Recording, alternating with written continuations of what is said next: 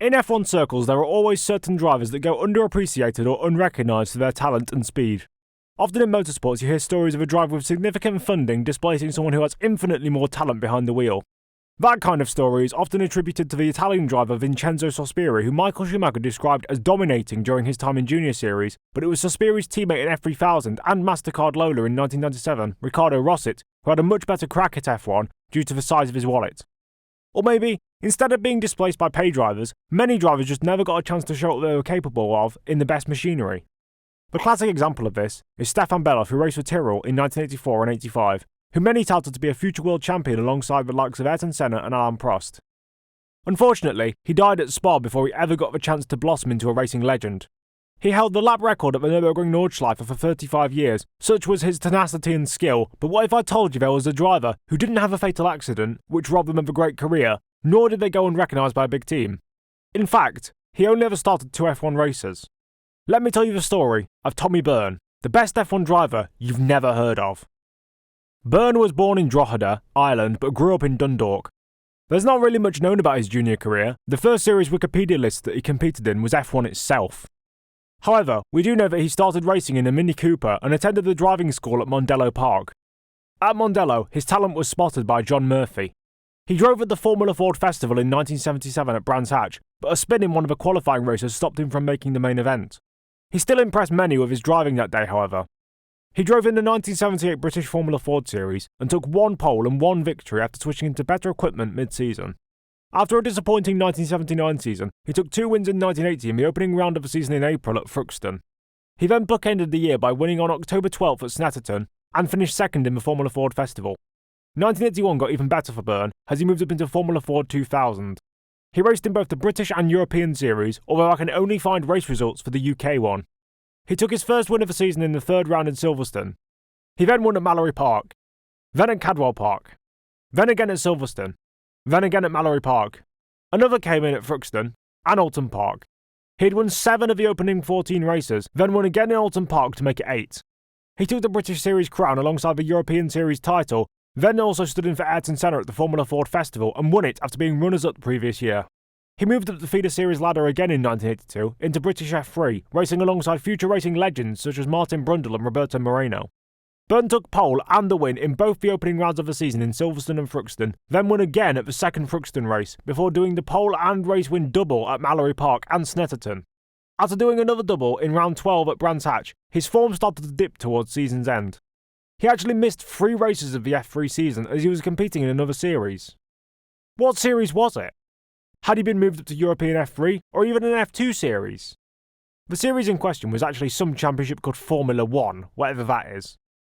He drove for the Theodore team after having rejected a test driver role with McLaren early in the year. There's something else of note about that McLaren test. It was Byrne and both the Spirit Racing team's F2 drivers, Stefan Johansson and Thierry Boutsen, attending. Also at the test were the regular Woking team drivers, 3-time world champion Niki Lauda and multiple race winner John Watson. They detuned the car for the younger, less experienced drivers, presumably so they didn't crash it, but even in this slower spec, Byrne set a faster lap time than either Lauda or Watson could manage. How this performance didn't lead to something bigger than a test driver role, I don't know, but he did at least have a chance with Theodore. However, this team wasn't exactly sparkling, as they had failed to qualify for 5 of the 7 races preceding Byrne's arrival, with a single chassis having been piloted by the very capable Jan Lammers and Jeff Lees in that period.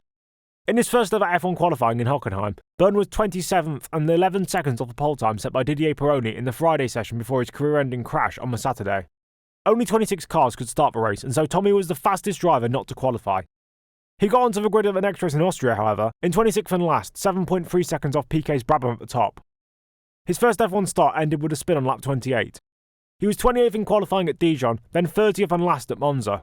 He did make it onto the grid in Caesars Palace as 27 cars were allowed to start, and he qualified 27th. His second F1 race also ended in retirement, as he spun off again on lap 39. Okay, I hear your complaints. Why am I saying this guy was great when he only qualified for 2 F1 races and spun off in both of them? Exhibit A. When Derek Daly drove for the Theodore team earlier in the 1982 season, both of his retirements that he suffered came from spinning off, just like Byrne did. Obviously, without seeing onboards for these spins, which didn't exist back then, we can't fully determine if the attrition comes down to the drivers lacking talent or the car being a handful. However, I don't think we can attribute the lack of success at all with Theodore to be Byrne's fault. He had no teammates to learn from and no platform to boost off. After a short stint in F1, he came back to British F3 and won the race at Silverstone just a week after racing at the Las Vegas F1 race. He moved into European F3 in 1983 driving for Eddie Jordan and won in Austria and in Misano while taking pole and fastest lap. Despite that, he only scored in 7 out of the 16 races and only once in the second half of the season.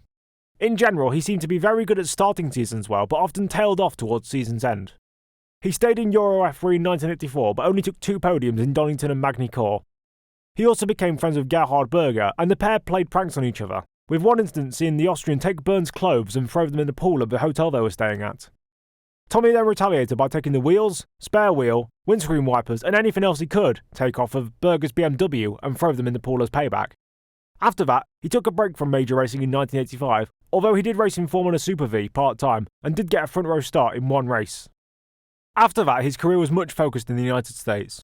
He drove in the various versions of what is now the Indy NXT series, which is basically the F2 of IndyCar from 1986 to 1992, getting runners-up in a championship twice in 1988 and 89, and a 3rd place in 1987.